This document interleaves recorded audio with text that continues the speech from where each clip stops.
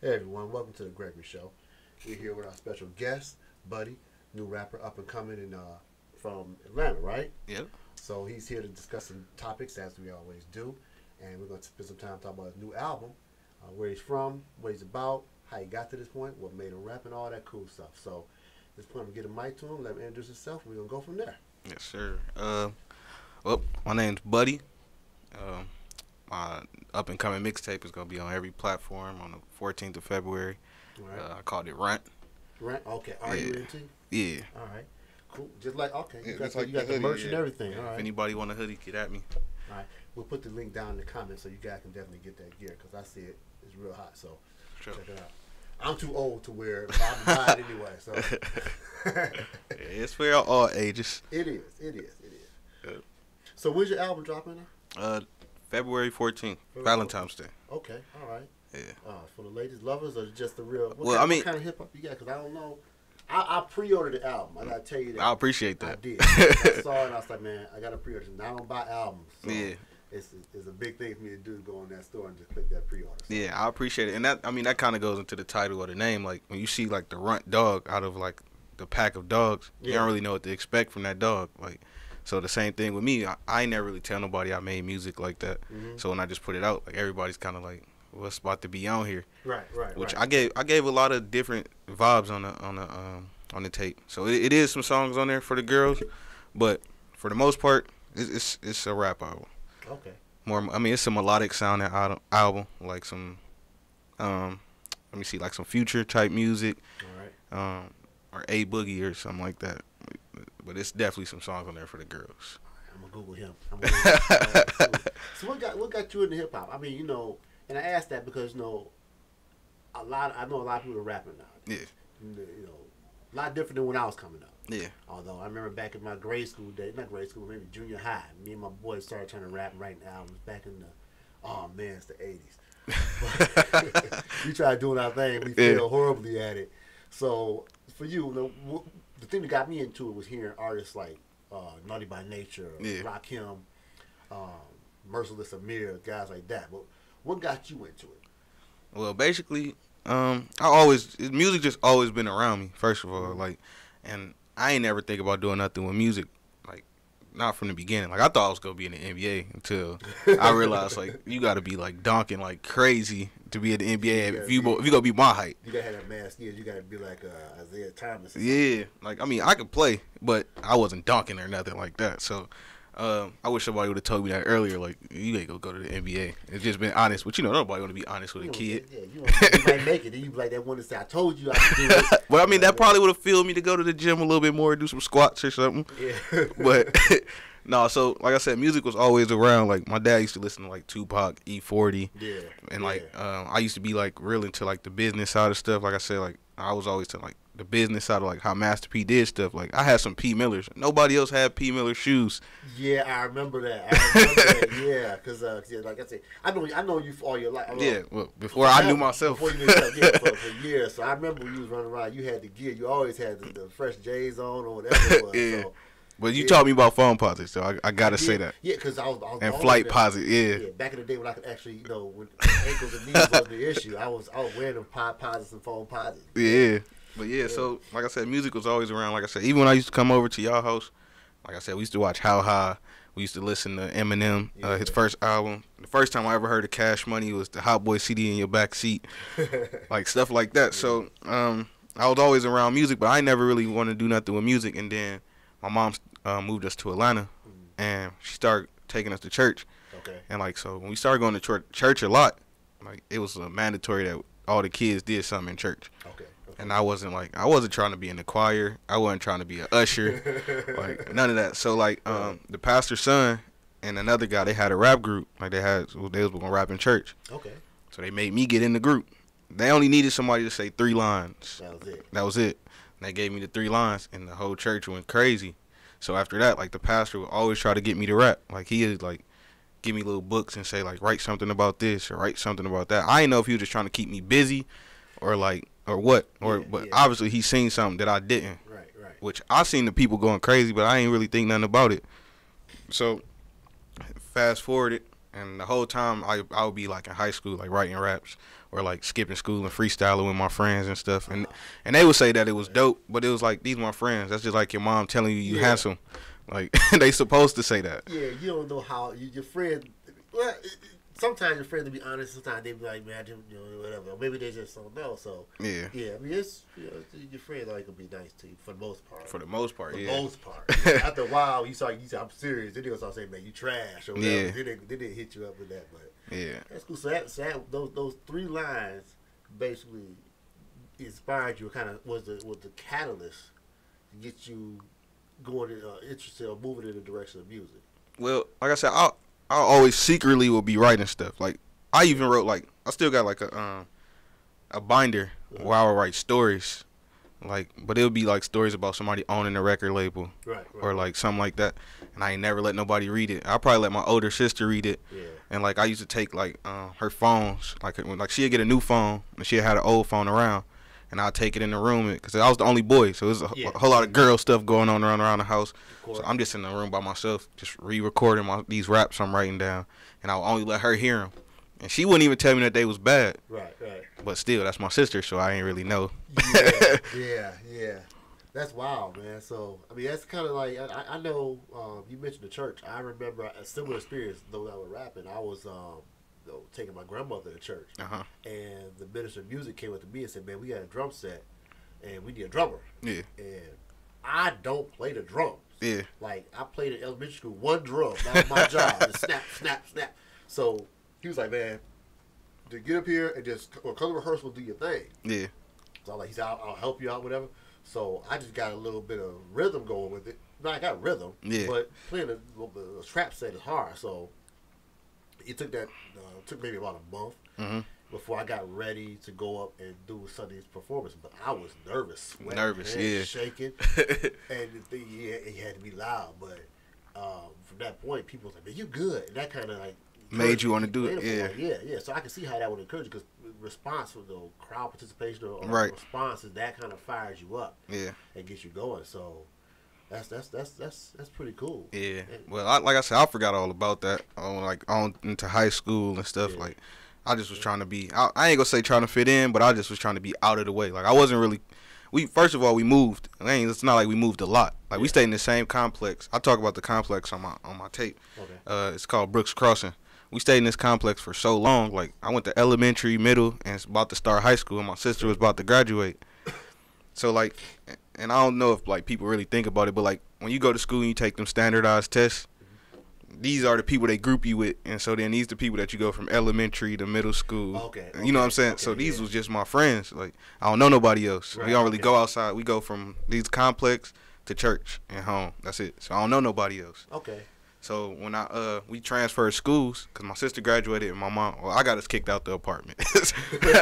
I got us kicked out the apartment. So we had to move to the other side of from Riverdale to Jonesboro, and I went to a whole new school and didn't know nobody. Wow. And like, that was the first time that ever happened.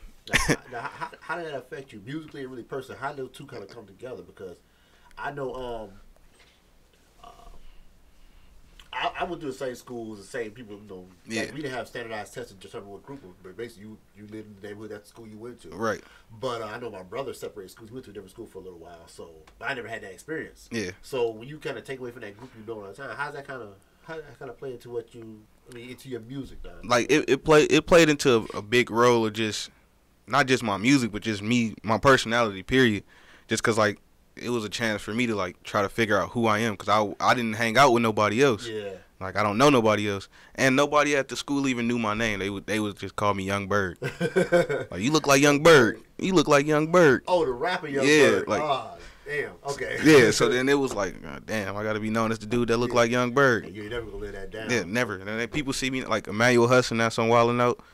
Every time I see him, it's Young Bird, because we went to high school together. So. It was what it was. Those nicknames stick with you. I had a friend of mine I went to elementary school with. Hit me up on Facebook and hit me with the nickname from the 5th or 6th grade. I think what they call me. Smurf. And I never understood why. I think because I was always tall. I was skinny as hell, but I was tall. But I think one of the girls said I was skipping across the playground one day, and from then on I was Smurf. And I was taller than everybody else, but you made jokes about a Smurf, so it stuck with me. Yeah, they stick with you. Some years later, he's a Smurf. I'm like, man, come on. Right, really? I'm grown. Really, I'm grown. I'm bigger than you. So, right. But I mean, those names stick with you. You know? I think too. That's kind of love. That's some love too, because when people remember you like that, because it shows they got some respect for y'all's friends. You had some kind of relationship at that point in time. Because a lot of people you see later on, they don't even. I'll see a lot of people I don't recognize, and I'll be like, "Oh, you look familiar, but I can't even think of your name." I don't know who you are, but I think I know you. Yeah. Did you work with me? No. So you in Atlanta now? Well, you from Atlanta. You went to school. A lot of your friends there. A lot of the music scene there is big, it's blowing up. Everything is that's really the epicenter, the mecca for. In my opinion, from now. For music. When I was younger, that wasn't the play. No, it was New York. It was New York, and then the West Coast. Yeah. But now everything with Master P in the South, and then Atlanta blowing up like they did with T.I. and all them cats from my generation and earlier. How's that really? I mean, you hear the D now, Detroit. How those two different environments come into play when you write? Because you write about your experiences. Yeah. But you're in two different cities. Two different, yeah. And it's different. Detroit is different than Atlanta. Folks here are different than Atlanta. So, yeah. How do you kind of put it all together? Yeah. Well, it's kind of, like I said, it's kind of similar to like when I was a kid. Yeah. Like, because although I stayed in one side of Clayton County and we just moved to the other side, it was totally different. Oh, okay. So, like, it's kind of like the same, because it was almost the same when I got kicked out of college, got sent back to Detroit to stay with my dad. So it was, again, I'm took out of my element, and I'm put somewhere that I don't know nobody. Yeah, even like the family that I knew here, like, I haven't been around them since I was 8. Yeah. So they just know little buddy. They don't know me as a grown man. Right. So, like I said, so that kind of helped me, again, to find what I wanted to do. Because, again, I wasn't even telling nobody I was doing music, nothing. Okay. When I was before I left Atlanta, I stayed with some friends. They was Haitian, and so we used to stay at his mom's house. She let me come stay there, and one day we used to always just freestyle, and he used to have this app on his phone from the T-Pain app, and I would just be on the auto tune. Yeah, so I recorded a whole mixtape on this phone because it was an old phone. Well, I just did it because he was at work and I didn't have a job at the time. Right. So I'm just bored at his mom's crib doing this. So then he heard the whole thing. He played it for somebody else. This dude named Savior, which again he was from Africa, really from Africa. I couldn't tell you what part, but I knew he wasn't legal. He wasn't legal. But they came straight to the bedroom that I was staying in with the whole hookup, the whole studio hookup. And my friend was like, "Bro, you gonna rap?" So from hearing that mixtape, the freestyle you did on his phone. On his phone. He brought the whole studio. Shout out to my boy Bass. Yeah, he brought the whole studio straight to the bed. The bed was right here. They put the mic in the corner, and there was a little desk. My man Savior put his whole equipment right there and hooked it up every day. Wow. Every day. Bass would get off work and go pick him up and bring it straight there. So I'm like, all right, they hear something. Yeah. So how much content did you get out of doing that? I'm thinking we lost tapes. Yeah, there's definitely some lost tapes. Yeah. We put 1 or 2 songs that we just played around on YouTube, but at the time I didn't have the business mind to do nothing with it because, like I said, I ain't really believe in it. I just was doing it because I had nothing else to do. I probably should have been working somewhere. Yeah, but a lot of things like that happened like that, because you were doing it. It's what you did. You had a talent. Yeah. But you didn't see it as a talent. You just saw it kind of like a dude who go to the park and can ball. He's just doing it because he got nothing else to do. Right. And to somebody says, "Man, you good at this." Right. You think so? Because we can never see how good we are. That's something. It's always somebody tell you, "Man, you got something." Yeah. I don't know. I'm just messing around. Yeah. No, you got something, man. I'm telling you. So that's cool that they did that for you. Because nothing else, you got to practice. I definitely got to practice. Because I didn't know really what my voice would sound like on the, hearing it back and stuff like that. Yeah. But it's crazy to see yourself back, though. It is. Yeah. You like, damn, I sound like that? Yeah. But from that, and then his mom basically got tired of us recording in her house. And like she would come home, like she was a nurse, so like she'd be working double shifts and come home like, why the hell are y'all in my house? Y'all not gonna be famous rappers. Sit down somewhere. So after she got tired of that, like I had to go back home. Like I said, my mom was not having. Well, you already know my mom is a pastor, so she wasn't having like it wasn't even a rapping thing. I didn't even tell my mom I wanted to rap. Oh, okay. Cause like I think she probably would have been behind it, like long as I was doing something positive. Sure. So. But it was just me being in party mode, like. Yeah, so what she saw was just you out partying, hanging out all the time. Because I didn't tell her, like, I wanted to do nothing. Like, but really, I was out, like, hanging. Like, by this time, my friends is party promoters. And everybody know the Atlanta scene is crazy. Yeah. So, like, I'm going to Clark Atlanta parties, Spellman parties, getting in for free. I'm hanging out all night. I'm coming home smelling like weed. Like, she wasn't having that. So, she was like, you got to go stay with your dad. Like, you stressing all of us out. Yeah. So, when I came up here, I had a cousin, Devon. He wanted to rap, but like he never went to the studio or nothing. So I researched it because I ain't have nothing else to do up here. I didn't know nobody, and like my dad wanted me to rap too, but he would take me like to his older friends and like they'd make me rap on like they was some cool beats with like they was I had a song with Tupac on it, like literally like a Tupac verse that was supposedly never heard. They put up on them. I remember them albums. Yeah, so I'm like, like this is cool for like me to just keep practicing and letting the family hear, and so everybody like, oh, we didn't know he was like that. Like I said, they don't know me at this point. Right. So that was cool and all, but it was still like something I was trying to get away from. So I found my own studio, and me and my cousin went there, and like we probably played around with making music for a little while, and from there, like I made a mixtape which I put out about 3 years ago. Okay. February 14th, 3 years ago. So you did 16. Yeah. Okay. And it was called With Love, and that's still on SoundCloud. But again, it was me just putting something out because I didn't know what I had. Okay. Yeah.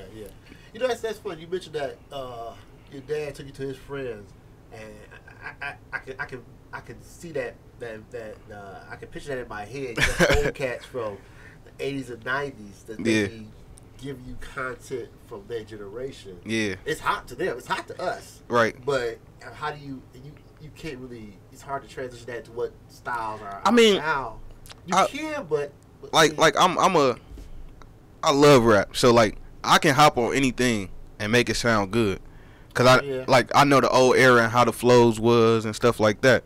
But like the whole thing with that it was like they telling me how to say it. What I should say, right? Yeah. Like I can't work like that because at the same time I still got to be true to myself, and I know like what my age group want to hear. Yeah, what you leave them, they go you talking, you rapping to their audience. Yeah, and like I wasn't ready for that, and like my dad is like he ain't even go to the military, but he real militant. So like I was scared to like cuss in front of my dad. He like standing behind me. I'm scared to cuss while I'm rapping, but it's like I'm rapping, bro. I don't really know how to just do this without being myself. It kind of felt awkward. Yeah, you gotta kind of separate yourself from it. Your pops got love for you, want to support you, what you're doing. Yeah, but you gotta step out from under his shadow to kind of grow yourself. Yeah. So looking at it from that point too, how do you think music from his generation comes into play in comparison to who you compare to today's music? Like, I mean, Tupac, everybody made their top five. Somebody got the Tupac, Biggie, Nas. They got the typical, your starting five and y'all. Right. But as generations grow, and grow farther away from the Pac and Biggie eras to now we have like Kendrick Lamar's and he moving further. You got J. Cole's and all that. How do you view music as it's grown, and then how do you view music as it's grown, and then how do you compare it to what you're doing? Yeah. Okay, so as it's grown, to me, it's got better. Just for the simple fact, like I said, I always had these arguments with older people about how the music was then and how it is now, and maybe it just wasn't my time to be trying to understand everything that was going on, like. But at the same time, I just think that it evolved till now, like, cause you got rap on Target commercials, you got rap in Flamin' Hot Cheetos commercials and Doritos commercials, like, you know what I'm saying? I'm seeing more of a business. It's like when Jordan first came out, it was nobody selling shoes like that. No, there weren't no shoe contracts like that. Yeah. But now you got LeBron, you got KD, you got all this stuff that came afterwards. It evolved into a whole business that's booming. It's the same thing with rap. Like when Tupac came out, really Tupac should have been branded like crazy because he's iconic. Yeah, the challenge there is that rap wasn't looked at as a marketable tool. Right. I remember there was a period of time where my parents looked at rap like they did, and I don't remember disco, but they said it's going to be the disco of our era, of your era. Like, it's going to be around for a while. It's going to fade away. Yeah, it was a passing fad. So right. I could see, like, how you could, first of all, it's hard to market Tupac. You could brand him, but there was no, it was hard to sell, like, Tupac sneakers and T-shirts. They didn't start after he was gone. Right. But, I mean, I could see where the opportunity would have existed. Unfortunately, the time, I mean, you think about it, remember, they were, the federal government was trying to shut down 2 Live Crew. Right. So a lot of things that you say on records now, you couldn't say. That. Even when you had a rapper featured on an R&B song in the 90s, like Rakim might be featured on a song, during the day they cut his verse off. Oh yeah, I remember that. Damn it. Wasn't played until the evening. Right. So, yeah, from a business perspective, I think it's better because now corporations have seen a value in hip hop, and plus hip hop is everywhere. Yeah, it's everywhere. Yeah, it is, and it's cross cultural lines because you have white rappers, black, Japanese. I just saw online. Like I'm looking at the UK, they got rappers over there. It's like they got bars. Yeah. So for a business, I mean, if you're a corporation, you want to make money. You want to target that audience. I mean, suburban kids are buying these like tickets crazy. Out. We ain't buying them like they buy them. Nah. So yeah, from a business point, but do you think the talent? Do you think the skilled artist, the artist's skill has got, the rapper's skills have got better? I'm gonna give you two. Okay. And I'm gonna say like, what do you think of these as far as skill side, bars wise? Tretch, Naughty by Nature. Mm-hmm. Hands down, in the 90s, I thought he was a man. Tretch, and of course Nas. Today, a J. Cole. Uh-huh. Skill wise, J. Cole better than Tretch. Okay. But Nas and J. Cole is like the same. See, I don't think the Nas and J. Cole, they are the same style. See, I didn't use Nas because I think J. Cole grew from Nas. Yeah. He's like, definitely off that tree. Nas is the seed. Yeah. But yeah, basically J. Cole and Tretch though. Yeah. J. Cole will watch Tretch. You think so? Yeah. I don't know. See, here's one. This is the Jordan LeBron argument. Yeah, true. It's like it's unmeasurable, which is why they was the stark contrast artists. Like J. Cole is a total different than Tretch. Yeah. But it was a loaded question I asked that because if you put them in the same generation, they would sound totally different. Like if we took J. Cole and put him in 91, the J. Cole in 91 would sound different than what he sounds now. It would sound now, and a Tretch in 18 or 19 would sound totally different. They may not be as good. Yeah, but see, that's what I'm saying. Like, that's why I say it evolved because like hip hop ain't that old. No, it's not. So like a person like J. Cole would go back and grab a Missy and do a song with Missy. Yeah. Or you know what I'm saying, something like that. I see where you go here. So it's like I feel like he could survive in their era. But I don't think they would be able to survive in our era because it was nobody was rapping over 808s and stuff back then. So like if you put Tretch right now, he'd be lost. I don't know. Would he? Because if Tretch was 25 years old now, with the Hip Hop Parade would not got off like that. But he would have made Hip Hop Parade. Hip Hop Parade got off because Hip Hop Parade was at a time when guys like songs like that were leaps. Yeah. Leaps. They were generation. They were what's the word? They kind of took a leap. They took the genre to another level. Yeah. Like self-destruction, self-destruction. It wouldn't get played now. No, it wouldn't. OPP wouldn't get played either. I got a funny story about that song. Oh Lord. I got put out. I got put in school suspension. Like, cause like homecoming week in high school, they have like these different days, like retro day or tacky day. Okay. So, don't tell me you want OPP. Man, no, I did worse. So, like I said, I think this is like the 12th grade, I really got into hip hop like heavy, like where I went back and did my research. Okay. So like I even had like a ducktail, and I did. And my friend had a hot top before anybody else started wearing hot top. I bad hot top. I had one too. But this, you gotta think about it. Then everybody had a hot top. For us in 2010, nobody else. They thought we was weird. We went thrifting. We got like Levi jogging suits, nylon jogging suits. Like we was really into hip hop. So like we came to school on retro day because like this was our day. Like we been doing this all year. Like, we wouldn't have found some. Oh, he wouldn't have found the Charles Barkley that looked like it got carpet on them. The muds was so hard. What the hell you get? I don't remember them. Yeah, you gotta look those up. Those is hard. But he had that, and his mom, cause like that's where he found all his stuff from. His mom was older, so like she had a boombox, original boombox. Man, y'all missed out boomboxes. Man, we took the real boombox to school. We took a tape, put in the tape deck, and took the jack and put it into an iPhone, and we played OPP all through the school. Like we had all the kids, walking with us through the school playing OPP, and like they knew we had started. Cause like I said, we was dressing retro the whole year. So like, yeah, that's all I said. I mess with church. Yeah. But see that song right there, the fact you played that in 2010. Yeah, and it still went off. It still went off.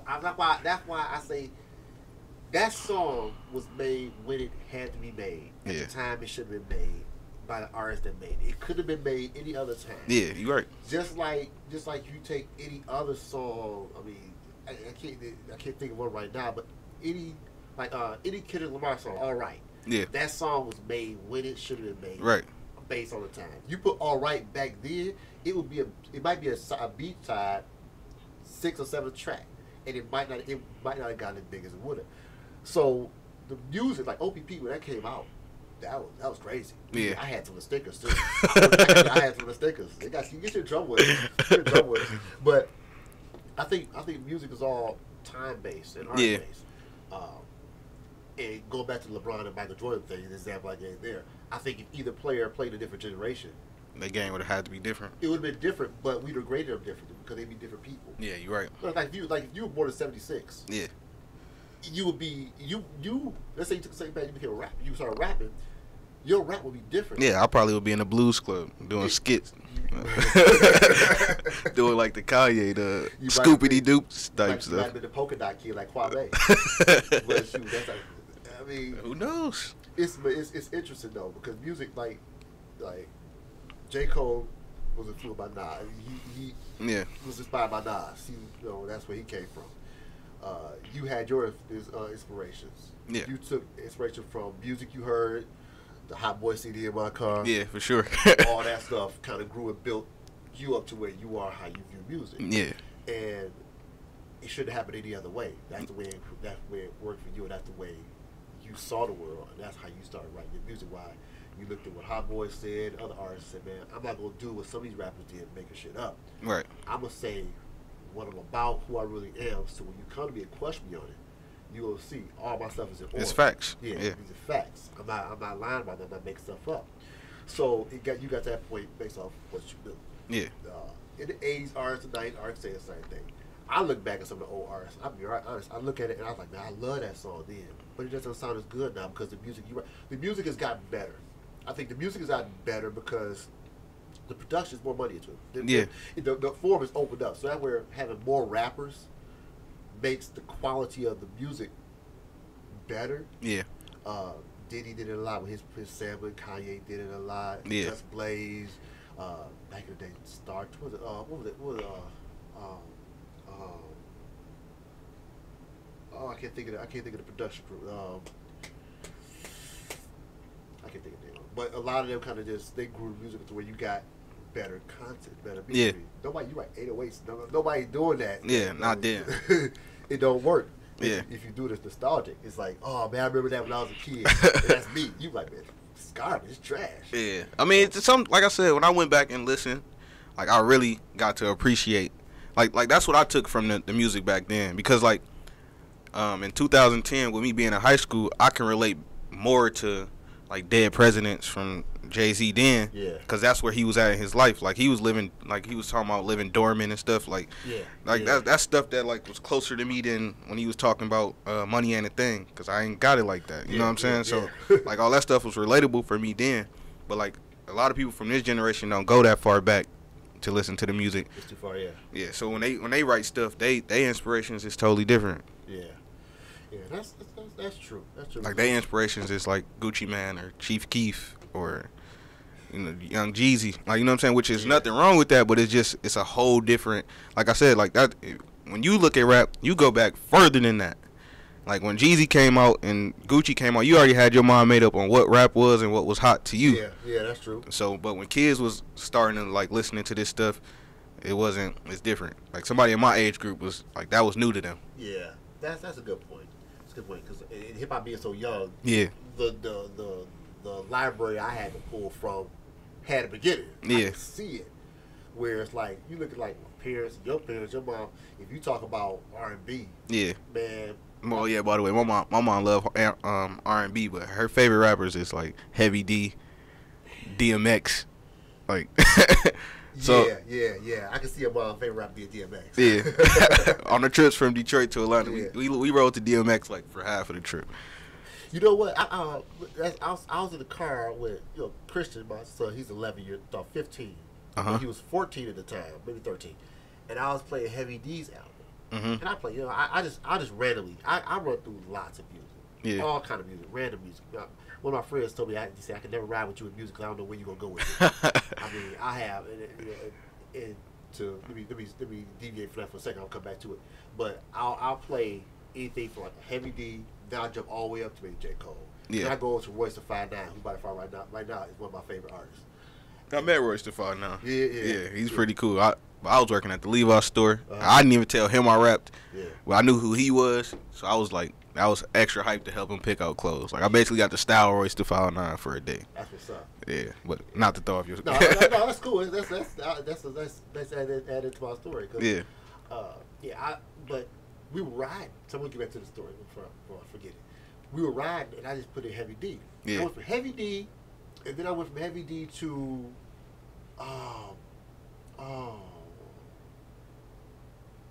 Premier. Not Gangstar, but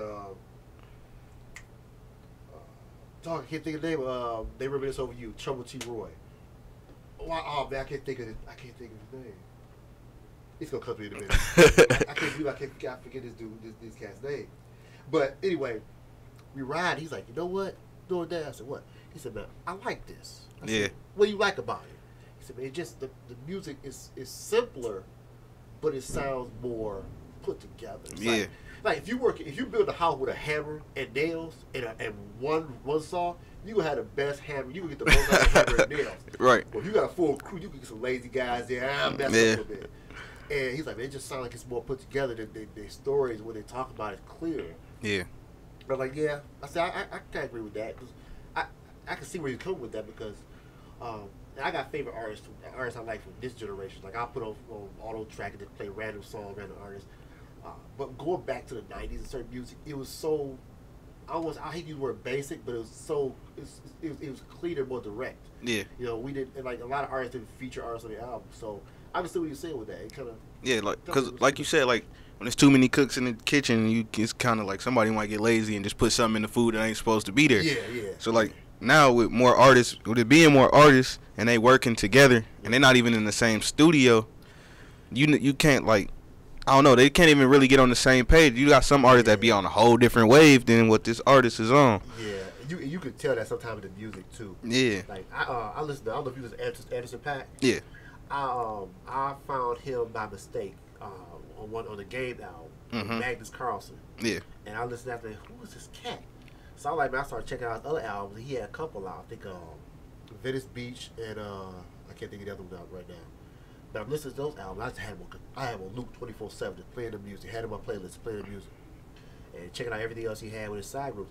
His last album came out, and I like it. But when I first heard it, I'm sitting in the car, I'm like, every other song had a featured artist on it. Yeah. And that wasn't the big thing for his other album. He had other artists working with him. He was doing Free Nationals and stuff like that. But when I started hearing the other artists, I'm like, it didn't fit. Yeah. It was like, and I don't know if they was in the studio together, but I know how that goes. I got a track, what you better start off. Yeah, email it to me. Yeah, all right, I got my stuff. All right, here, send your shit back. But when I'm here, I'm like, man, it took me a while to get into it because it took something away from it for me. And I don't know how you feel about that, but for me, it's like one thing with J. Cole I like is that J. Cole, if it's a J. Cole album, it's J. Cole. Yeah. It's him. Like Pusha T, if it's Pusha T, it's Pusha T. Pusha T. Yeah. And he might have a couple, but it's not a. It makes sense. Yeah. Like all his features make sense. They do, and you can listen to Pusha T album, you know you get Pusha T. Yeah. And plus the fact I like Pusha T ain't changed up his Yeah, shit. I love Pusha T. He ain't changed his shit since the old. I love He's Pusha still the T. cocaine cowboy. He don't care what happened. He go ride it out. He go ride it out. And I respect that about him. But Yeah. when the album have so many features on like that, so I mean, how do you feel about feature? I mean, like on mine, I got some features. But they's friends that I met here in Detroit, and they've been around me as I was going through different stuff. Okay. So like each song, like I said, it makes sense for them to be on the song that I was talking on. So for the most part, that's how it works for me. Like it's hard for me to like do features with people if I ain't ever really met you. Yeah. Or like I ain't really get the chance, cause like especially up and coming, it's a lot of up and coming artists. So if I don't really get to meet you, I don't really know what you telling is facts or like what we doing here, like where you going with this story. You know what I'm saying? Yeah, right, so like that's kind of hard to do. But as far as just like being on other people's projects, or even on my later projects, who knows? I might get into doing features. Sure. I mean, but at the same time, I kind of think like it's more of a business deal. Like you, especially like with all the social media stuff, you want to be introduced to other people's crowd. Yeah. So when you get introduced to their crowd, they might not like you on that song, but they don't at least want to know who you are, and they gonna go check out all your stuff. But sometimes it mess up the songs though, to me. But sometimes it surprise you, like the J Rock, Kendrick Lamar, and Future. Yeah. It's no way I thought that was gonna work. On paper don't look good. Yeah, but once even when I heard it, that la di da di da on the Black Panther, I'm like, yo, this is hard, but I don't know if it should have been like that. Yeah, and I think that's kind of where the pool of rappers and producers growing benefits you, because like that type of song, that type of artist, that kind of combination 15 years ago or 2 years ago would have been trash. Yeah. If it tried to go together, you'd be like, man, it didn't flow right. Right. So you could get it. But even like, you know, I mean, even with the Black Panther soundtrack, Kendrick Lamar, I mean, an artist like that doing a soundtrack like that for a movie like that, would have never happened. It couldn't have happened.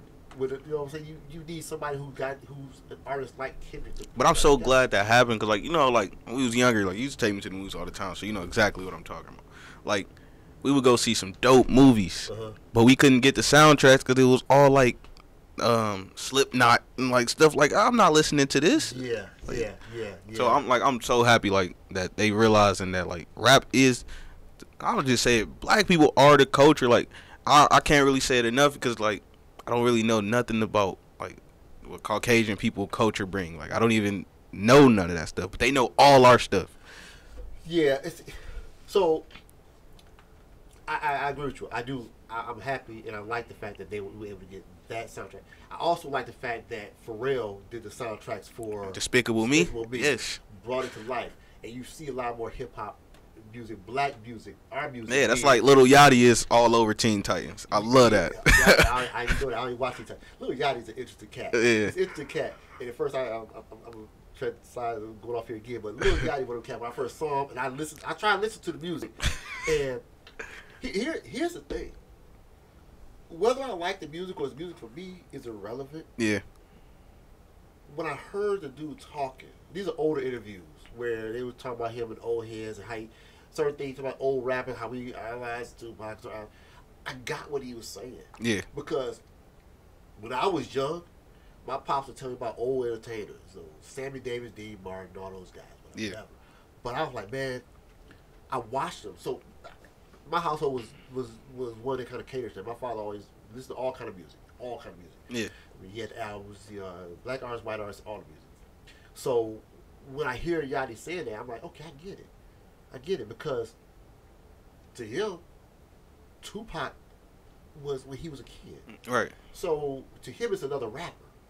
And using your example, your comment, he came up here.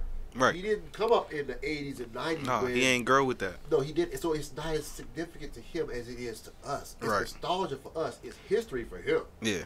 Like, I don't, like, even like, Grandmaster Flash and Kool Herc, them guys are too old for me to even have enough of a foundation. I mean, I know who they are. Right. But I don't, like, people talk, the original, the OGs, like, I have to take your word for it because I didn't hear them. So, looking at Yachty, hear Yachty, I'm like, I get it. man, Tupac is trash. Man, maybe he is to you. Yeah. Everybody don't like everybody. Yeah. And it's not a crime to say you don't like him. Yeah, but then, like I said, you got to look at what these kids grew up on. Like, his favorite rapper was Soulja Boy. Of course, Tupac ain't gonna be appealing to him. It's not gonna be the same. Yeah. But speaking like to the what like Caucasian music, entertainment in general brings. Here one of the things I did. I did this years ago, about 13, 14 years ago. I never listened to this type of music. And you ask, she'll tell you I go crazy with stuff. But I have a habit. I find a song, artist I like, artist or song I like, and I'll find everything that they made. Yeah. And I drive her crazy. And I started listening in 2006, 2005. I started listening to these artists. This guy at my job bought me this CD. And I forget what it was. He's a Canadian guy. Real cool guy. And he said, man, this is, I think, from Lilith Fair. These artists played from Lilith Fair.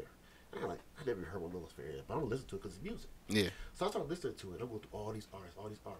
And I found this artist called named Regina Spektor.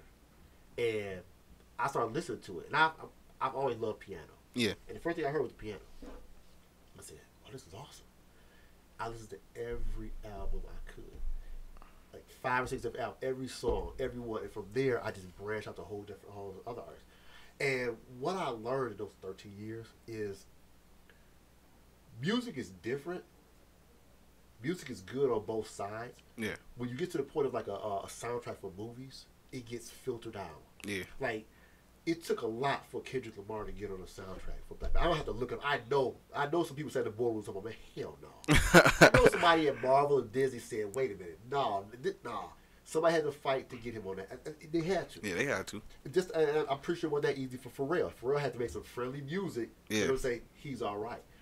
But but when it comes like white artists and music like that, it's different. It's a different approach because a lot of movies are all feature all that music. You're right, like Slipknot. Nobody listens to Slipknot. Yeah. In our community, but we go see the movies like Transformers soundtrack. Yeah. I don't know. So nothing was relatable to us. So it wasn't relatable for the music soundtrack. So when you have that music, when you have a movie like Black Panther, or you have a movie like take any other one, Tom and Blonde. I think one of the movies, Kanye West song played the trailer, or because Black Panther had Run the Jewels. Yeah. Yeah. So you take that, you hear hip hop music or rap artists on different genres of movies. It shows you that somebody look at it and say, hey, wait a minute, we might be messing up here. Because nobody wants to take a generic song and put it on here. It's the same thing, same beat. Not saying these artists aren't great artists, or good artists, but it's time to open the doors and look at different music. Yeah, what it is, though, is, like I said, with the technology advancing the way that it is, it's ways to now look and actually see what's popular music. Yeah. Back in the days, it was only like Billboard. Like, now Billboard don't really hold no weight because I can get on my iPhone and see like this playlist and what's the #1 song being played. Yeah. And it's probably gonna be rap. Yeah. So now they understanding like rap is popular music, like which makes it pop. That's why Drake is able to be pop. Like that's pop culture at this point. Or like Migos is pop at this point. So they realizing like that's what's popular. That's why you got all these companies that really wouldn't work with rappers back in the day working with them. Yeah. Like you see Lil Yachty got a Nautica collab. Like I think that's so dope because it wouldn't have happened back in the day. It wouldn't have. And a lot of it too was the fact that the music was black artists. Yeah. And the music was black music. And I don't whether you say that they felt like they found their fans or their whoever bought the merchandise or whatever the clientele was wouldn't appreciate or still support them by doing this. I don't know what it was, but at the end of the day, you gotta look at what the culture tells you. You gotta see what the country tells you. Yeah. Fuck the country, the world, because it's everywhere. It's everywhere. You can't get away from it. Yeah, and when there's a dollar assessed to it, they go try to get their hands up. Make their money. When it comes down to money, that's the color that matters. Yeah, green.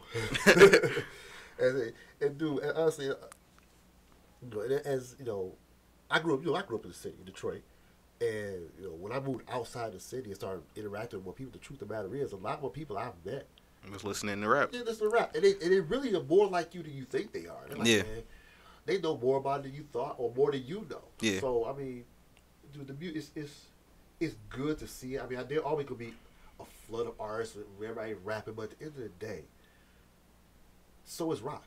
Yeah. So is any pop music. I mean, why is Britney Spears any more popular than than Days Loaf. Yeah. Now, I mean, you know, I mean, honestly, put them both on stage. I mean, well, that's contrast. But I mean, take any singer like a Khalees, or a Blue Cantrell from back in the, I mean, take them and put them on stage with her. Yeah, they probably go out sing her. Or Taylor Swift. Yeah. Really. Really.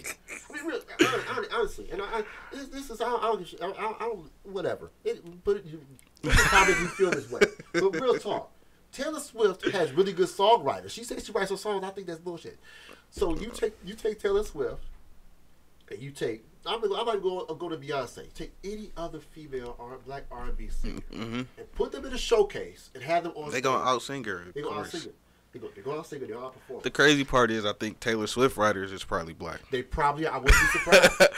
I watched. I saw this article. Read this article one time when they were talking about the songwriters in the country. I forget the number 12 pops in my head, but it's a handful of people that write hit songs. A very small number of people are writing hit songs, and it didn't say for what type of music. They're saying that these guys are hit writers. Yeah, and would that be the case? Taylor Swift writes songs, sings songs that appeal to both black and white people. Same as like what's her name, Ariana Grande. Ariana Grande, that's another one. Yeah, like that's what I'm saying. Like once they figured out that our music is like the culture, basically, like I don't care what race you are, this music is appealing to you.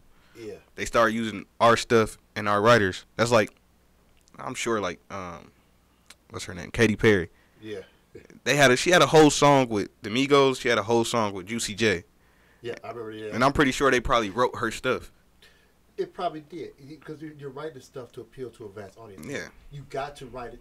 You have to appeal to the people that are buying and paying for this stuff. Yeah, and at some point in time, you got to realize that, hey, look, you can sing, you look good, you can perform, but we got to get some songs that everybody's gonna be looking at. And we can put in places that put commercials and ads and things like that. Yeah, that's what I was about to say too, and you gotta look at it like this. As African Americans, we are the biggest consumers. We buy a lot of stuff. We buy everything.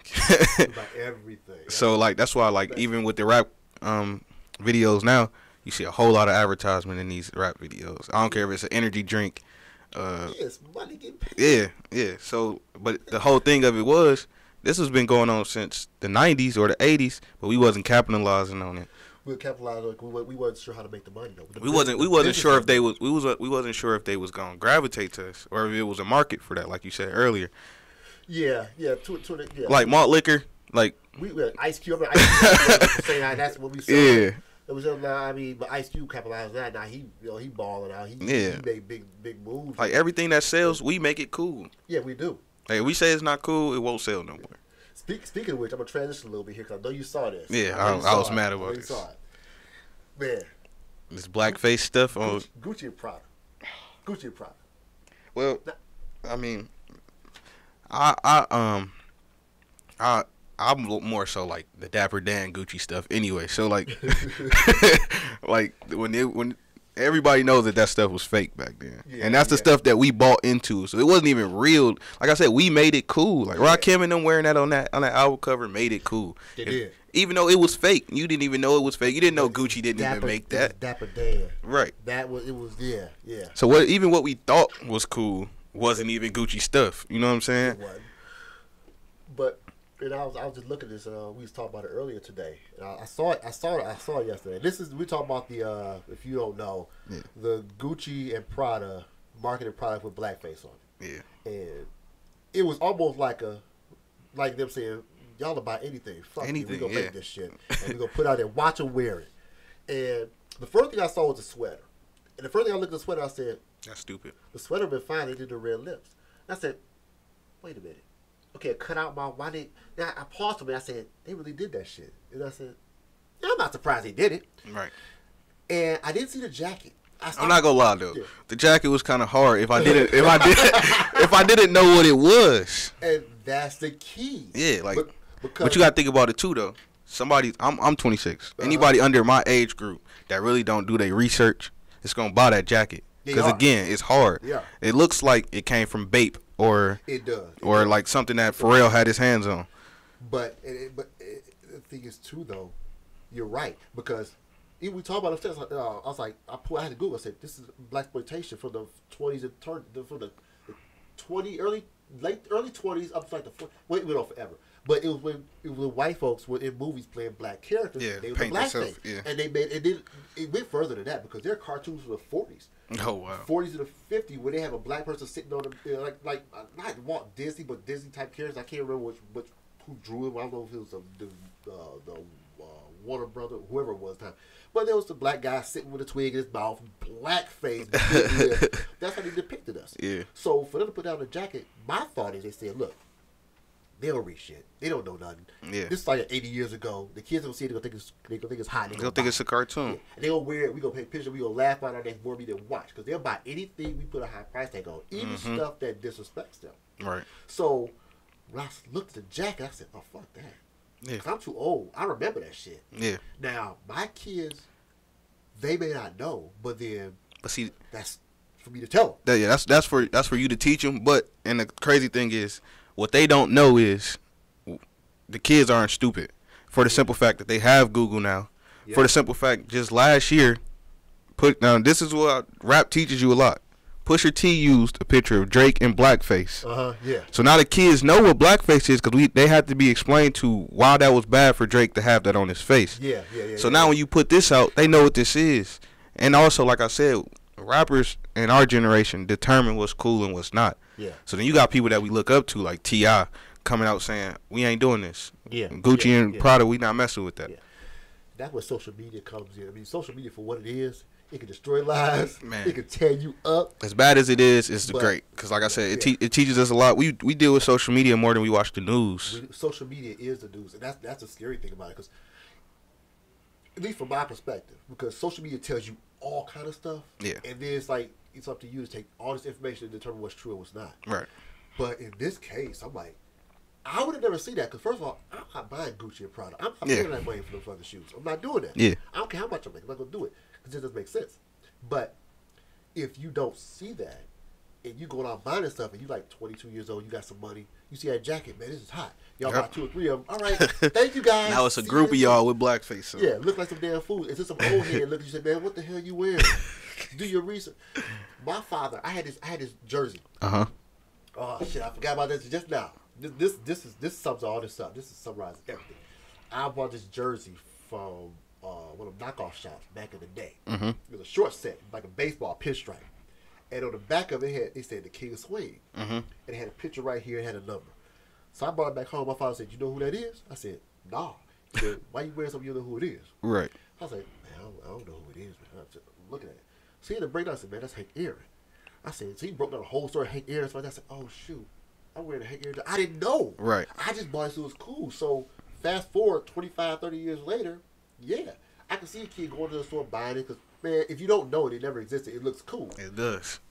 Even little pendants they had hanging off the purse, I'm like, man, if they'd have just changed the face, if they just gave it another tone. Yeah. But they didn't because they did it on purpose. They were doing. But I'm not never going to defend it.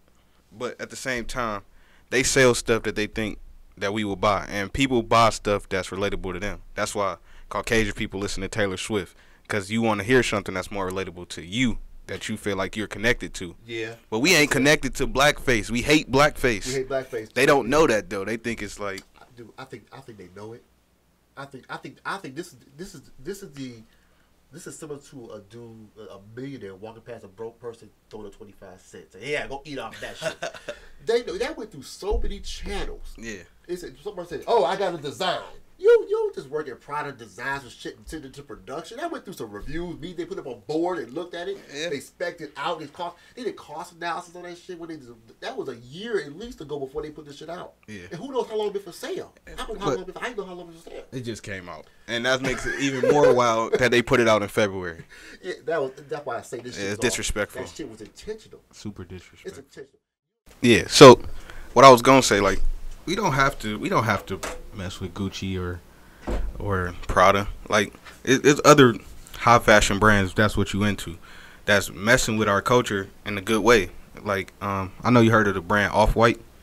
I have not heard of that. Well, it's a big thing that which they sold more stuff than Gucci and Louis Vuitton and all that last year. Okay. The guy name is Virgil. He used to work with Kanye West on his stuff. He put out his own brand called Off-White. Okay. But they're being embraced like Louis Vuitton never did nothing with urban stuff until last year or the year before that when they did something with Supreme. Yeah.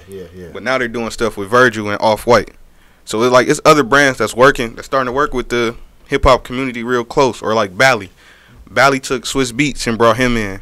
Yeah. And like Swiss Beats turning all that into art stuff, which he using like Indian culture to like uplift, and he using that money to do stuff with the Indian culture, which is dope. So we don't have to buy like Gucci. Just like you said, they just kind of shitting on us, just disrespecting us on purpose. Yeah, and we'll buy it anyway. Yeah. Kind of going off that. Have you watched the Killer Mike? Yeah, that's my I even made my girl watch it a few times. Like, I think that is so dope. Yeah, it is. It's crazy. I watched it. I think maybe last month or whatever when it came out. And I watched it. The first episode I watched it. I'm like, man, this is crazy. Yeah, it's crazy because the first episode he tried to go buy black and go. And it's hard. It's hard. And it was funny the way he was going about it. Come on, this dude riding a bicycle. Come on. Yeah. But about 10 minutes into it, I'm like, oh shit, I see what he's doing. I get it. And I watched him on a few different times. I watched him he's on Charlamagne Breakfast Club. Yeah. He's on Bill Maher a couple times. One time I watched him there, and the dude has a really strong view of our community. He's really passionate about it. Yeah. And in the past, here's where I'm going with this. A lot of times I hear political personalities speaking on behalf of the black community, but they're speaking on it from a position of, I don't want to say privilege, but a position of comfort. Yeah. Like, they'll say things. We need to do this. They did this. And I hear these talking points, what I call them. And when I watch Trigger Warning, I'm like, this dude is in the hood. Yeah. This dude is really out here doing this stuff. Yeah. And that's where the change is made. Like, dudes like Master P gave out stuff around Christmas. I watched a video a couple years ago of T.I. going to the store buying a Christmas gift for the store. Yeah. Those things change lives. Yeah. Those things have immediate impact on the people you so-called care about. So with Trigger Warning, the things he's doing, he's coming from grassroots, kind of like a grassroots initiative. We say, okay, I know I can talk to people up here. He can talk to Bernie. He can fuck with them. He can kick with them. Yeah. But now let me go to the streets. Yeah, the people where that the people really, at. Yeah, because when you poor or when you broke or when you struggling and don't see no hope or you making it, but you don't really care about what they say up here. And sometimes it's not even that you don't care. You gotta think about this. If I'm struggling or if I'm in poverty so bad, well, I don't even really watch TV. You know what I'm saying? I might not even have that channel to watch TV. I might not have Wi-Fi to watch these interviews. It's true. Yeah. And for like somebody that's been around like certain stuff where I've seen people like struggling pretty bad. It's more so like that don't even. It's almost to the point where it's like you said, like a Bernie Sanders or somebody's talking about this stuff. Yeah. It's like it don't even really affect me because my situation don't seem like it's gonna get better whether this person wins or that person win it like people be saying like bank black. What about the person that don't even have a debit card? Like it's plenty of stuff like that. Yeah, I think I feel that it's like I said. I think as a culture, we're at a point where in the past we've been in many different times. Like my father took my times in the 60s and 70s when black men had opportunity to take over and have business and we didn't do it, things happen. It's been a transition where things have been worked against us, so forth and so on. Right. But I feel like now, let me put it away. My generation, when we came up, we still do this, do that, get a job, do this. Yeah. Graduate high school. Yeah, I like this talk. Go ahead, get a college degree, move into a house, get you a good job. If you don't do that, you still got time. You ever think about doing it? You want to do this? Here's my take on that. When I see your generation, and I'm about 13 years older, but here's the difference. Like, y'all do something that we didn't do. Yeah. And we don't know how to always handle this. And it's, y'all say, why? Yeah. Now, we said why, but the response was, I told you so. Yeah, because I told you to do it. Shit, Pops, I'm going to do this shit. But y'all say why, and then question the answer to a response that comes after that. So, like, when you see, like, YouTube stars or Instagram stars, or whether it's rappers, with, like, they store with them, do their comedy skits, or anybody online doing something that's, like, making money, you look at it and say, what's the goal of life? Yeah. Is the goal to, you know what I'm saying? Is the goal to get a job, work somewhere, and deal with the corporate BS and be unhappy, but, you know, or is the goal to create a life for yourself that's comfortable, support your family, and set them up to do something better in the future? Yeah. We don't. You said it. We don't make shit, but we buy shit. Yeah. We buy everything. We buy cars. They come out new. Yep. We buy Challengers and Chargers. I know all these cats can't afford them Chargers, but if you can, then you can do something else. Yeah. We don't really buy houses. We just. I mean, we your rent. generation is looking at it differently. I'm really talking about from my experience. Yeah, but you gotta look at it like this. And I'm glad you brought this up because me and my dad's been going back and forth with this, and it's hard to like talk to your parents about this because it's like you don't want to make them feel like they did a bad job or told you something wrong, because some stuff is just something that y'all didn't know, or it wasn't told that y'all even had these kind. Like I told my dad when I was younger, it was more so told like kids don't need to really know nothing about bills, like like you know what I'm saying, like. I guess because they didn't want to. You didn't want your kids at school stressed out, like, man, the lights about to be cut off today. But like at the same time, I feel like as we got older, it should have been like stuff put in place for us to learn about, grasp, like, you know, slowly grasp us into helping with the bills or learning more about the bills instead of go to school so you can go to college. Not even telling us that college was gonna make us go into debt. That's right. Yeah. Excuse me. Yeah, you're absolutely right. My lights that we were a little bit. If our lights got cut off, my mother played a game with us. Yeah. I didn't know shit about gas, electric bill. When I first moved out, when I first bought my car, I was broke as hell. Yeah. Like my mom said, you gotta pay insurance. I was like, insurance? Yeah. You run my phone bill up, so you're right. Like, I do this all the time. I lay bills out. I tell them, I say, look, hey, this is the mortgage. Yeah. That's what I'm paying. They be like, whoa, that's what I said. Let's put it into perspective.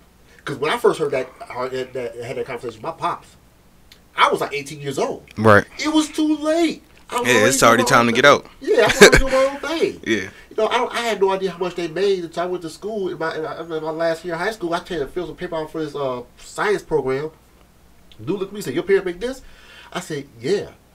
But I didn't understand what it meant. Yeah. So, and then, I agree. You're right. It's hard to have that conversation with your parents, but here's the thing, at least from a parent. Yeah.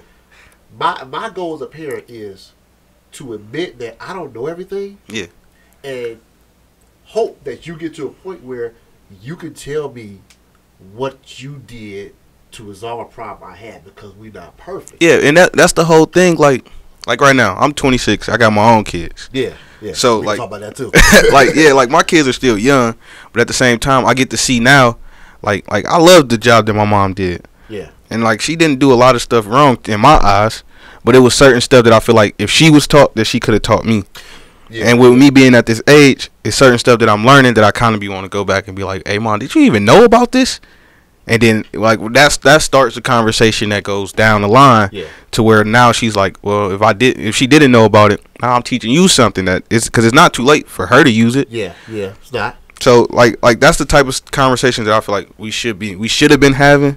But it's like I said, it's like I don't know, like back in the day, like when I was younger, it was almost like disrespectful to ask about bills or money or stuff in the house. It was. That's a difference. I'm not gonna say in all households. No. I mean, not across cultural lines. I mean, across households. There are some white households and other cultures that don't talk about money and finance. But I've had friends who white friends of mine that when they came up, they told stories about how their father talked to them about money and what to do with it and what it meant. Yeah. On the side, I had friends who were black who parents did things for them and told them about money as well. Yeah.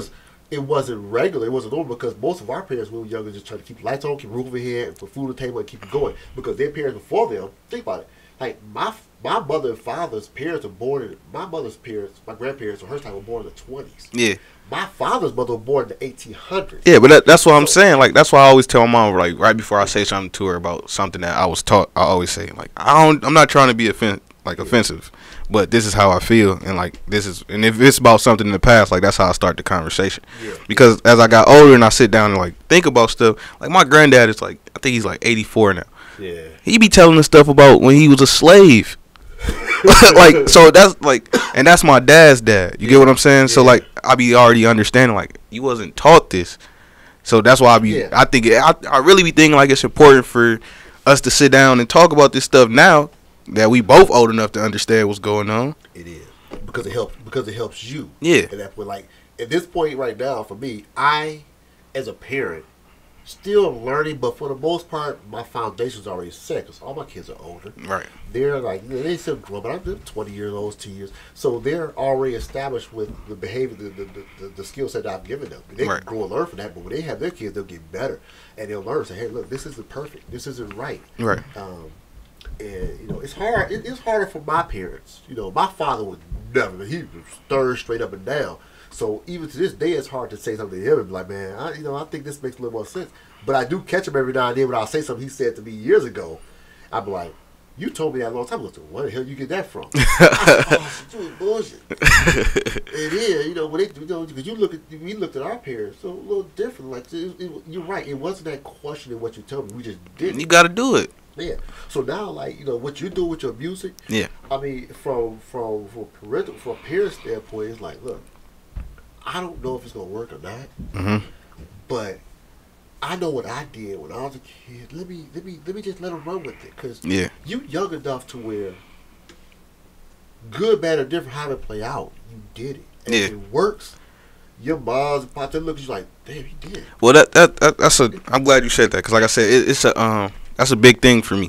Like it was a big thing for me to even like put the music out. They played a big role in it. Yeah. For like the simple fact, like I got siblings, like I said, I got my own kids, I got parents, and like a lot of them, a lot of that from around me, they got a whole lot of talents and stuff, and they don't really, they kind of, I ain't gonna say scared, but they're like, well, what if it don't work?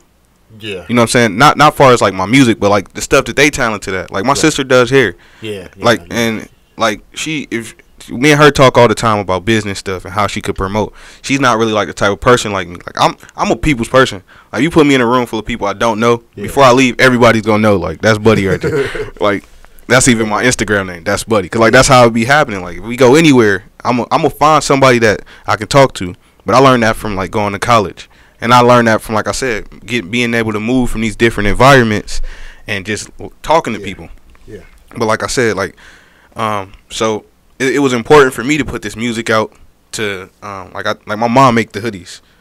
Yeah, so like she had she got her own t-shirt company, and like a lot of times I be kind of feel like people be overworking my mom and don't like, cause she don't be want to like put her foot down and be like, they really should be paying this much for it. So like it was even for me to put these hoodies out and set a certain price, and like my mom's like, why would you set that price? It's like, because like people pay, I pay this price for other people brand. Why did that I don't even know. Right. You know what I'm saying? But this is handmade. Really, anything that's made in America costs more. It should, it does, and it should be something you want to buy. Yeah, because you know what I'm saying. It should be more appreciated. Yeah. Most businesses are small businesses, so right. You support small businesses in your neighborhood, in your community, in your country. Yeah, and it'll do more for your own community, but that's a whole nother. But I was just saying, like, for me to go ahead with my music and like sell merch and all this stuff, and like I'm not with a label or like nothing. This is literally just me having ideas, writing them down on a piece of paper last year, and just like, this is how I'm gonna try to put it out. And my family, I'm sure they probably, like, I sat down on the phone with my mom a few times and like telling her I wanted to make music, and I was like, I know I should have been said this, but like this is something I'm really passionate about. And now that she see like people buying the hoodies, buying the t-shirts, like, cause like every night, like at 1 o'clock or something, I've been hitting her up like, Mom, I got like 2 more hoodies sold. And I know she probably be like, man, golly, but a lot of times she hit me back like, this is, I'll be like, Mom, ain't this dope? Like a lot of people showing love. She was just like, yeah, I didn't think it was gonna happen this fast. Well, like it's not a million people buying them, but it's just a simple fact that we didn't know what to expect at all. Yeah. And to be honest, nobody's really heard any music. Yeah, but that's how y'all do it nowadays. Now, though, the market, the brand, and the way it's more important than the music, and that's what I understand. Yeah. Like you have people that that's been making mixtape after mixtape after mixtape and just throwing it out. That's cool for like a Beyonce. That's cool for like a Big Sean or a Future. You know, they established and they got marketing dollars behind them. Yeah. But for somebody like me that's just starting as far as putting music out on big platforms, it's important for me to put a face in front of the music. Right. And like go and shake hands with people, DJs and stuff like that, and let them know, like, you know, you might not hear no music right now, or I can give you one song right now to play and see what happens. Right. And that right there is me building up, that's me networking. Yeah, you build your image up. Yeah. Like I said, that's honestly, that's more important to me. Yeah. In today's market, I mean, People love that. Like, yeah, they do. Like right now we doing a podcast. Podcast videos are probably more watched than regular music videos. So it's like this stuff is important. Like, people want to see ideas, and they need to see somebody that they can relate to or that they even know personally doing stuff like this. Yeah. Cause like my move right now with this music, and like you said, it may work, it may not, but I did it. I experienced it. This right here may drive my little brother to say, hey, I played basketball in high school. I can get my mom to make me some T-shirts and set a table up outside, and people will probably buy my T-shirt as if I'm already famous. You know what I'm saying? But it just sparked the ideal of him, which was like ideas like Tupac had. Like he said, I might not be here when it happens, but I was just put here to spark the ideas of others, so then somebody else could do something better. Yeah. So like that's what this whole thing is about. And like I said, that's even goes back to the name, like the Runt thing. Like, everybody that knows me. I always been the littlest person, or like, you know what I'm saying, or like the youngest person hanging out with older guys. But everybody know me that does know me. Know I always had a big heart, and I was never gonna stop. Like, even when you used to take me and play basketball, we would be playing with grown men. Yeah. And I was competitive, like I was grown. Really, I shouldn't even been out there, but I still got that same heart, and I just to put that with my business sense and like the stuff I've been studying with music and stuff. And I'm just, like I said, I'm ready to attack. I might put this music out. Well, I'm going to keep putting out music because I love music. But I'm about to say, I might put music out and then go do comedy. Or, like, I want to be, like, on Donald Glover level or, like, Kevin Hart level, where I'm on every platform. Because I got a lot of ideas. And this right here is just to prove to people, like, I'm not stupid. Nah, you're definitely not stupid. Yeah. I mean, I'm looking at what you're doing. And just in this short period of time, I've seen it out there. I'm like, man, I always gauge it by, on my timeline, I see something come through. Like, who the hell is this? Because I'm like, man, I didn't follow. Oh shoot, this is but okay, all right. Yeah. I'm looking, man, this is all right. The first thing I thought when I saw the hoodie, I was like, man, I don't get one of them. Yeah. That was my first thought. I said, I want one because your mom made the one for me for the Bulldogs. I was like, man, I still wear that. I said, I go out to the store now. You know, I'm not the biggest college football fan. I can't talk about it. Yeah. So I realized I gotta keep my jacket. People start asking. Yeah, you know. I said, hey, brother. It was a gift. Yeah, it's a gift. It's a gift. Yeah, I don't know. I don't know. I don't know what their record is. So right. But I mean, I love to hear you say that. I mean, it's like you started with a goal. You had a vision, and you want to do something. And you know, I always say a thing is like, keep moving forward. Don't look back, and don't even think about what you're doing at that point. Yeah, you just got to do it. Yeah. If you start thinking about it, like, man, I don't know if I can do this. But that's what it was. Like I said, like a lot of these songs, and I'm glad this goes into like the tape.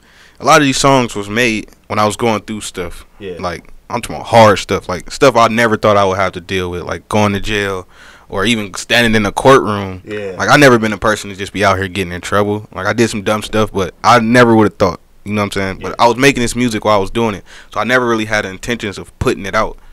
Just for the simple fact, you see me on Instagram or on Facebook or on Snapchat, you don't know none of this stuff. Yeah. So when I put this out, it's kind of me being vulnerable to people. But at the same time, it builds a success story for when this stuff does take off, or when you do see me doing interviews or you just listening to my music. It's like, he's still doing something. He's not going to just accept this for what it is. Right. And like I said, you get to know more about me. You get it's a whole brand, you know. Yeah. It does make you vulnerable. It does open you up, but it's actually a growing it's a tool for growth. Because you can look at what you're doing. You know, you're writing it down. You put the lyrics down. You put the music. You go through it. You saying it. Then you reflecting on it. You like, man, that's what I'm about. That's me. Yeah. So. That's really what music is, and at its purest. Yeah, it's therapeutic for sure. Yeah. Cause like I said, I didn't even think about recording music for real until I moved up here and I was put in all these situations and I ain't got nobody to talk to. Right. So I basically go to the studio and talk on the mic to the engineer, and it just sound good on beats. Yeah. So then I would come out and like it'd be by this time when I came out of the booth, it's a group of people that I don't know in the studio. We playing the song back and everybody just bobbing their head like, oh yeah, this is hard. And it's like, I don't know those people. That's the best feeling. That's the best feeling. So let me ask you this. Let's transition a little bit here. We're gonna talk about your new additions. Okay.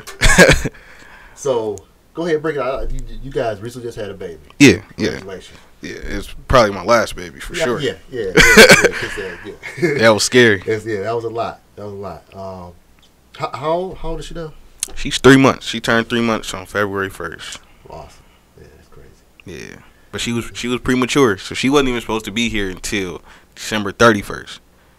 She came November 1st. So she came 2 months. Yeah, almost 2 months early. Yeah. But she's a little beautiful thing, though. Yeah, that's my twin. Yeah, and you got your other boy is now. I'm horrible with ages today. Yeah. So many kids. So now, my oldest son is 4. 4. Okay. He's 4. Yeah, and my youngest son is about to be 3. 4, 3. Okay. Yeah, this month he's about to be 3 this month. So 2 boys and a girl. Yeah. Wow, that's a dynamic. Well, it's good for me because I remember being the only boy and it was just a house full of girls. Yeah, that's a unique setup. So I like the fact that she gonna have some protection when I'm not even around. Oh, she gonna have plenty of protection. Yeah. Yeah, that's awesome. So how do you think 2 things? How do you feel like kids have changed you, and then a daughter? Okay, so first, and I talk about this on my tape as well. When I first had my first son, it changed everything. Cause it was something I have to do for this person. Yeah. This person can't do for himself. Right. This person can't speak up for himself. This person don't even know what he wants. Mm-hmm. But when he looks at me, he knows that's my dad. I want to follow behind him. Yeah. And I know how I looked at my dad. Yeah. So right then it automatically changed a lot of stuff that I did, and I knew a lot of stuff I didn't want to do around my son. Right. So from there on out, when I had my second son, it was even more so important. Because now they both just, every time I see him, it's daddy. Yeah. So it's just really changed my outlook on a lot of stuff. Okay. Yeah. And like I said, that goes into even with me doing this music stuff. I really wanted to do this so, when my kids get older, I could tell them, what do you really want to do? Don't act I'm going to tell you stuff that I think you should do. Because like you said, when we grow up, our parents tell us, go to school, go to college. That's going to get you a better job, which it really don't. But I want my kids to be able to tell me exactly what they want to do. I don't really want to pressure them into doing stuff. I want them to tell me, and then I support them on what they want to do and try to find the best way to help them get to where they want to go. So like I said, it changed me. It changed my outlook on everything. Yeah. And then with having a daughter, it definitely changed even my outlook on that. Yeah, that's a different dynamic. Yeah, because at this point, it's it kind of soften you up because I'll be wanting all I could think about, and it's messed up because in the era that we in, you see them putting out stuff on the R. Kelly stuff. Yeah. And so that it makes you want to protect her and spoil her and let her know that all men are, how a man should be, what type of man that you want her to be around or stuff like that. So like I said, it changed my outlook a lot, but yeah, it's definitely my last child though. Yeah. It's a difference though, because my youngest is a girl. It's my daughter, only girl. Yeah. And it does. It takes something. It takes something out of you. Yeah. It gives it to them. It's a weird feeling because all the boys I have.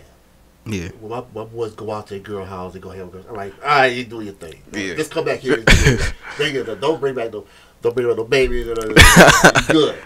Girlfriends come over, I play the game back and forth with 2 girls. You leave here, another girl come by. I'm like, all right, yeah, this is what boys do. Yeah. Now I got this girl came along, and I'm like, shit.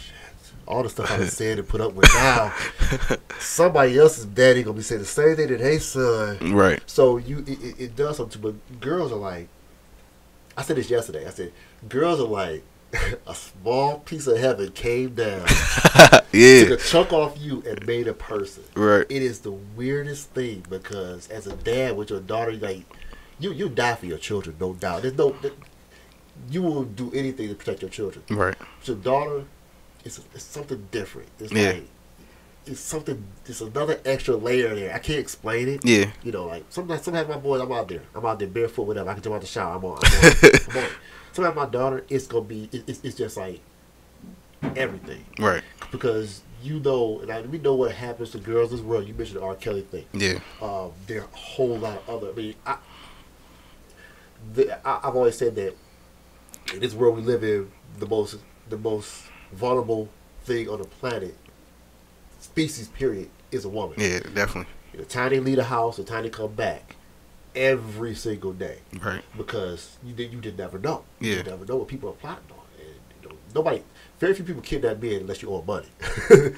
Sometimes they take women just because they do things with women just because she's there. Right. And that's a scary thought, especially when you have a daughter in this world. Daughter, wives, sisters. You have sisters.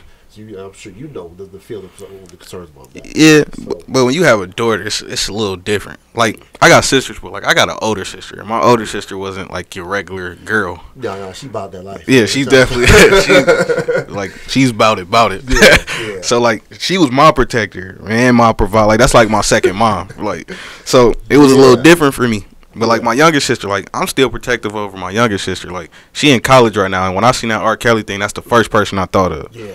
And like if she called me, she 12 hours away and I'm on the way. That's the concern. Yeah. So. But like when I had a daughter though, it was like I don't know. It's almost like I said, it changed you to the fact that like I don't even want to like bring certain energies in the house, like. Yeah, it changes your perspective on how things you do and things you think and the way you perceive certain things. Yeah. It makes you look at them a little different. It definitely do. It almost made me want to get on Facebook and like DM any girl that I ever did wrong and be like, look.